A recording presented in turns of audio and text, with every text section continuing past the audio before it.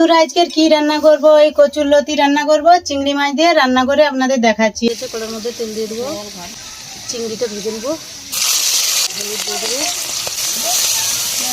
চিংড়িটা ভাজা হয়ে গেছে, তুলে নেবো। তেলে ফোড়ন করছি, এই কচুরলতিটা দিয়ে দিচ্ছি, লবণ, একটু ঢাকা দিয়ে কষে নেবো। টমেটো কুচি দিয়ে দেবো, একটু ঢাকা দিয়ে কষে নেবো। কষানো হয়ে গেছে নাকি দেখে নেবো। কষানো হয়ে গেছে, আবার লঙ্কা বাটা দিচ্ছি, জল দিয়ে দেবো,